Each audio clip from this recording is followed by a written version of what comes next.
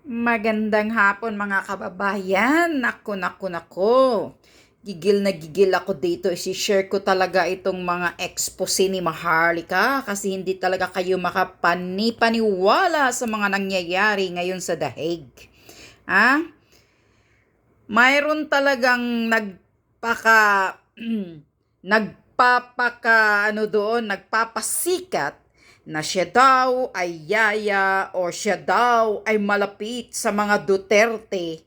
Ito na po siya, ang pinangalanan ni Maharlika na Alputira.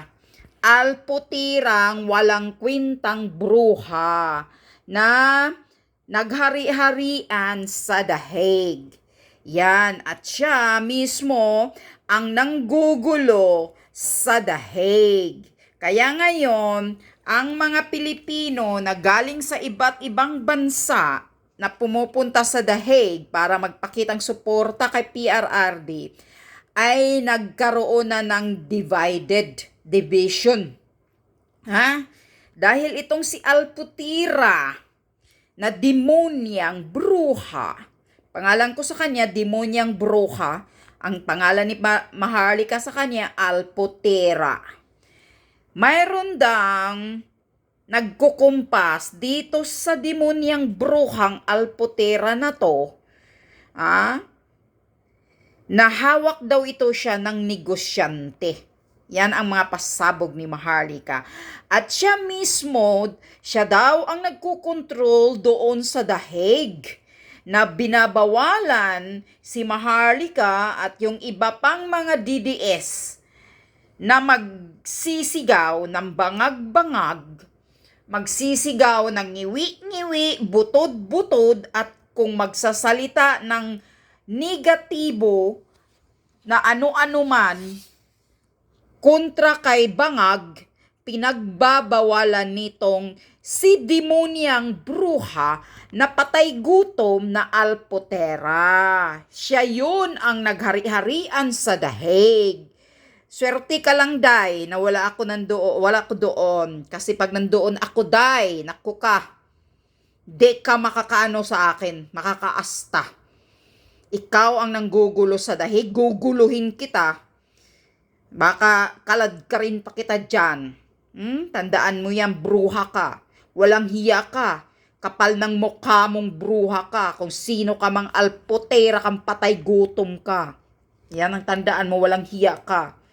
Ginagamit niyo si PRRD para pagkakakitaan ninyong mga patay gutom kayo. Umuwi kayo sa Pilipinas, putang ina ka. According sa mga information na galing kay Maharlika, pinagkakitaan nyo si PRRD. Nakakulong na nga si PRRD, nakadetain, di kulong. Nakadetain na nga dyan sa loob, na nakakalungkot sa buhay niya. Ginaganyan nyo pa siya. Huwag mong abusuhin ang kabaitan ng mga Duterte, putang ina kang bruha ka, demonya ka. Hawak daw ito siya ng isang negosyante, itong mayabang na Alputera. Pero ayon sa information ni Maharlika, mayroon daw nagbibigay ng 30,000 euro kay Alputera para mga ladkad ng mga iro niya na humihimod sa kipay niya at magiging sunod-sunuran sa kanya doon sa Daheg. At kayong mga patay gutom na walang alam, mga tanga, magsunod-sunuran kay Alputira, himod kipay kay Alputira, wag niyong gagawin yan. Kung totoo kayong naaawa at nagsusuporta kay PRRD, yan ang i-focus ninyo. Huwag kayong maging patay gutom na katulad sa demonyang bruha na Alputira na to, na itong pinasabog ni Maharlika. Na naghari-harian dyan, na nagbabawal na magsisigaw ng bangag-bangag, magsasayaw ng ngiwi-ngiwi. Yun na ang simula ng gulo sa Daheg. Dahil pinagbabawalan niya si Maharlika at si Harry Roque na mag-aawit, magsasayaw ng butod-butod or kung ano man yon, basta kontra kay Marcos Jr. Ikaw alputira kang babae ka, demonya ka, ikaw patay gutom kang babae ka, magkano ba ang halaga ng kaluluwa mo? Magkano ba ang binayad sa'yo? Magkano ba ang pinalamon sa'yo, putang ina ka?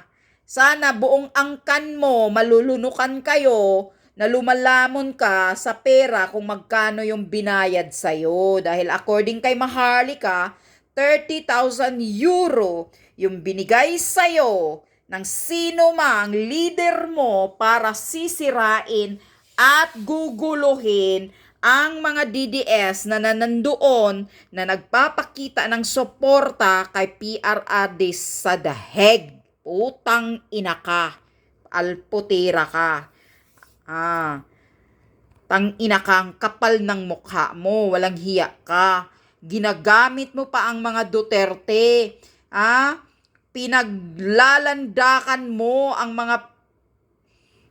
mga personal life, personal private ni PRRD. Kapal ng mukha mo. Kung matino kang babae ka, wag kang makikialam sa personal at private life at private na katawan ni PRRD. Putang ina ka. Sino ka? Bakit? Walang hiya ka, nakakahiya ka. Babae ka, may asawa ka, may mga anak ka sa Pilipinas, iniiwanan mo lang, pumunta ka sa dahig para manggugulo ka. Ang kapal ng mukha mo, putang ina ka. Sana matigok ka. Sana madulas ka, mabugok yung ulo mo at matigok ka ng tuluyan. Wala kang kwinta. Ikaw ang nanggugulo sa dahig, hayop kang, bruha ka, demonya kang babae ka. Taga saan ka man, sana matigok ka.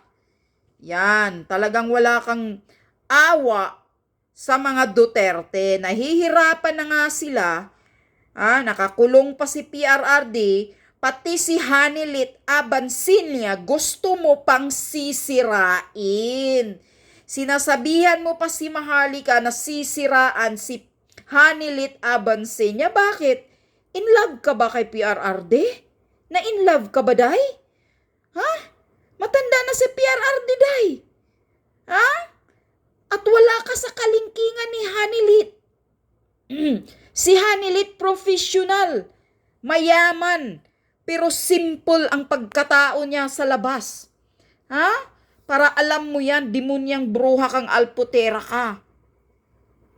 Kapal ng mukha. Gusto niyang sisirain si Hanilit. Dahil gusto siguro niyang angkinin si PRRD. Umaasa pala itong alputirang bruhang demonya na to na makapasok siya sa dahig sa loob ng detention ni PRRD. Bakit, day? Anong gusto mo? Salsalin mo si PRRD? Kunan mo na naman ng picture, yung ari niya? Kapal ng mukha mo? Ganun ang ginagawa mo? Wala kang kwintang babae. Wala kang dignidad. Wala kang kalidad na pagkababae ka. Ang kapal ng mukha mo. Kaya tama, si Basti, ang daming mga bigao na andyan sa dahig. Isa ka na dyan. Bigaon ka. Kapal ng mukha mong, alputera ka. Kaya ito, mga kababayan, pakinggan nyo pa itong pasabog ni Maharlika para maintindihan nyo itong alputirang ng gugulo sa dahig.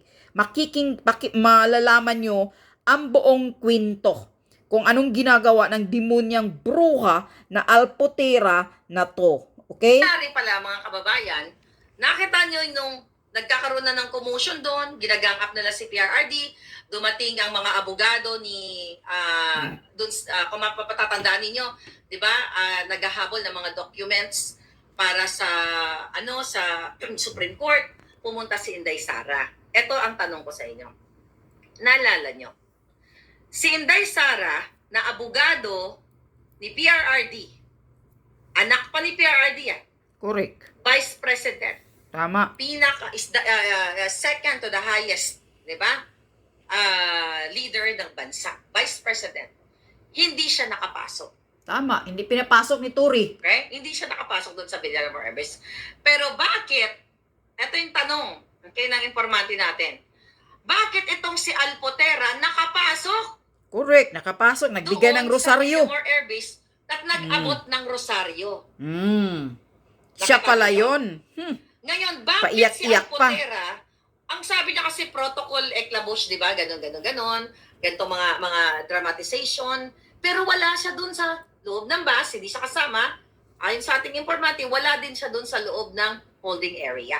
So yan ngayon ang tatanong natin, kung si Vice President Inday Sara na anak hindi pinapasok ng mga buwaka ng ina, katulad ni Torre, okay? Pagdugtog-dugtongin niyo yung dots. Bakit si Alpotera nakapasok doon na isang yaya? Yun ang ano niya eh.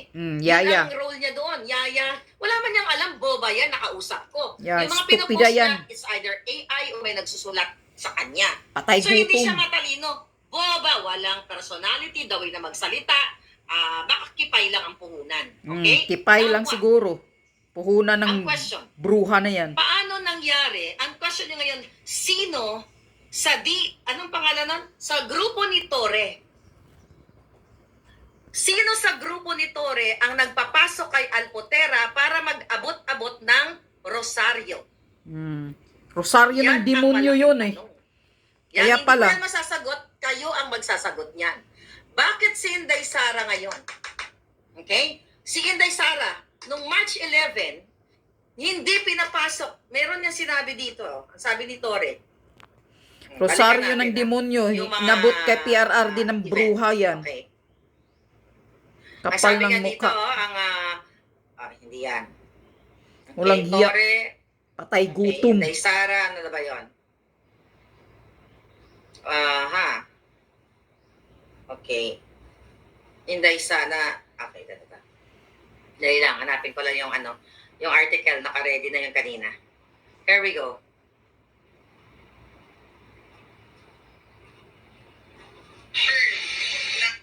Dumating si Vice President Sara Duterte sa Gate 1 ng Villamor Air Base. Narito ang bahagi ng kanyang pahayag. PNP ang in charge at siya ang PNP ang mga in charge. Hindi pinapapasok si Sara ni Torre. Pero ang Alpotera nakapasok. PNP ang in charge at siya ang nagsasabi kung sino ang pwedeng pumasok at Yan. hindi pumasok. Kausap namin yung Nakita niyo sabi ni Inday, ang PNP ang nagde-decide kung sino ang pwede pumasok at hindi pumasok. Ay, hindi pwede papasukin. aming ICC lawyer and sinabi niya this has never happened before at sinabi niya na it's craziness. Okay, balikan nga na lang ang issue na yan. Yun lang yung tanong ko sa inyo. Sino, kung hindi kasama si Alpotera from the airport, kasi ang kasama ni Pangulong Duterte, pamilya niya lang. Sino yung pamilya? Si Hanilet, Si si Kitty. Kitty, at yung mga abogado. Lawyer niya. Ngayon, ang pinapalabas ngayon ng grupo ni Alpotera, single daw si PRRD. Di na naawa Huwag na may muna anak. tayong tumalon doon sa single. Okay? Huwag muna tayong sulat ko na para hindi ko makalimutan. Kasi Oo. you have to use your Single mind si here. PRRD. Hindi kasal Ngayon, kay ang tanong Hanilit. natin, Pero may anak Sino sila. ang nagpapasok kay Alpotera? Bakit si Inday Sara hindi pinapasok ni Torre? At ng mga pulis nagigil kay Pangulong Duterte na dalhin sa daig. Hindi yung nakita si Alpotera kung siya ay yaya o protocol eklabush doon sa holding area. Bakit wala siya doon? Bakit ang nakikipaglaban si Hanilet at si Kitty? Bakit wala siya doon? Kasi wala naman siya talaga doon. Yan ang totoong kwento. Wala siya doon, hindi siya kasama sa bus, at hindi rin siya kasama sa holding area. Ang missing piece na naman ngayon sa ating Alpotera Teleseries, sino ang kasabwat ni Alpotera sa Bangag Administration, bakit ganun lang siya kadali na makapasok, mga kababayan, sa Villamor Air Base? Alam nyo, I'll tell you something. Kaya nga, siya yung nagbigay ng rosaryo, nakapasok. Di ba, nagla-live tayo dyan. Ang sinasabi ko pa nga doon, na behind the scenes, sabi ko, pwede ba, sa group chat, sa dami ng group chat, sabi ko, pwede ba humiga kayo sa runway? Diba? Humiga kayo, higaan ninyo para hindi makapasok. I think yung grupo nila Alpotera, sinabihan ko yan eh. Ay no, not the Alpotera, yung mga nagtatanggol sa kanila. Okay? Sabi ko dun sa group, pwede ba? Sabi ko, sis, sabi ko ng ganon, harangan nyo yung runway, humiga kayo lahat dyan. Di ba? Para hindi makuha si Pangulong Duterte. Ang sagot niya sa akin ay, ma'am, hindi kami pwede makapasok dun. Which is understandable yun. Naintindihan naman natin. Kaya nga sabi ko, bakit nakapasok si Alpotera? Sino ngayon ang may hawak kay Alpotera? Dahil ngayon, pinagtatanggol siya ng mga manga-aligned, Marcos-aligned, or double agent. Yung mga double face. Mga kakampi niya. Mm. Kasi nga, ang nagsimula, sabi nga nila, lahat ng bagay na nangyayari sa atin ay may dahilan. So nakita natin doon sa dahig nag-umpisa, yung utos ni Alpotera na hindi ka pwede magsalita sa mga Marcos, hindi ka pwede magbangag-bangag doon sa event na yon dahil nandoon si Amy Marcos. Sinabi ko naman sa inyo, di ba, na, okay? Yun, pagdating ni Amy doon kasi nagpakain ng 3 lechon, ang mga patay gutom, naghihimod puwit na kay Amy Marcos. Itong mga double agent na tinatawag natin, Kilala ko na yan. hindi kayo matakot. Kasi hanggat pinagtatanggol nila si Amy Marcos na hindi niya kayang kantiin ang kanyang kapatid, doon kayo magdududa. Magaling po mag-alaga si Amy Marcos. Kinuwento ko na sa inyo niyan. Kinuwento ko na yan, lalo na kung ikaw ay dugyot at kailangan mo ng pera katulad ng tagapagtanggol niya, talaga namang mag-e-enjoy ka sa perks na binibigay ni Amy Marcos. So kung mahal nyo ang Pangulong Duterte, kung totoong naniniwala kayo kay Duterte at sa pamilyang Duterte, gamitan nyo ng utak ninyo. Dahil si Alpotera ang punot dulo ng kwentong ito. Alam mo, marami pa eh. Nung unang dating ko, kasi teleseries nga ito, di ba? Nung unang dating ko, may mga nakausap ako. Actually, hindi doon. Mga sa phone at, mga personality. Na ang unang tanong, bakit nandito yan? Okay? Ang sabi, ganun daw, ni PRRD, di ba? Nagmamahal kay PRRD, chucho. Ako lang naman akong pakialam kahit sino ang magsuporta kay Pangulong Duterte. Kasi the more na may magsuporta kay Pangulong Duterte, the more na mas masaya. Pero kailangan nyo tignan yung motibo. Correct. Okay? So, dun sa pag-uusap na yon, yung konektado na negosyante, okay? May Yung negosyante. konektado na negosyante na part owner ba siya? Doon yung part owner ba or may share ba siya doon sa eroplano? Sa charter na nagdala kay Pangulong Duterte. May lumabas na yun na issue na itong si Alpotera ay tao siya ng negosyanteng ito at pinoprovidean siya financially para mag-spy o mag-report kung ano ang nangyayari sa dahig. Kaya naman, ganun na lang ka-eager itong si Alpotera na pumasok sa loob sa ICC para makita ang Pangulong Duterte, di ba? Inilalaban niya dahil pinagkakalat niya, di ba, na siya ang mahal ni Pangulong Duterte. Sinisiraan nila ngayon, sinasabihan nila na ang request daw ni PRRD na wag i-drag yung personal life niya. Pero ang binabaliktad nila, ako daw ang nagdadrag ng personal life ni Pangulong Duterte. Sinungaling po yan. Dahil si Alpotera ang nagdadrag ng personal life ni Pangulong Duterte, ang mga private pictures ni Pangulong Duterte ay inilalako ni Alpotera para sa pagpapaniwalaan ng mga tao, ng mga politiko, o yung mga tao sa dahig na sila ay ganun ni Pangulong Duterte. Yan, yabang. Yan ang katotohanan, mga palangga.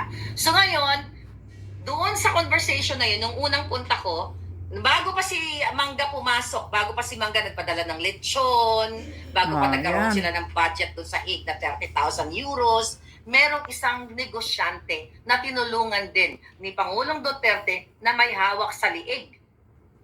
Hawak sa liig si Alpotera. Kaya delikado yung babae niya. Hawak sa liig, Okay? Delikado yung babae yan. Matigok ka, day. Alright. Nagpapahawak ka sa Ano sabi liig. Akala Sabi ni mo, Palangga. nag-i-enjoy ka lumalamon sa pirang binigay sa'yo. Patay gutom mo. Delikadong buhay mo dyan. Para akala mo. Kababayan. Oh, yes, kababayan. Nasaan si Mangga nung kinidnap si PRRD? Sabi ni Maisog Vancouver. Hello Palangga, how are you?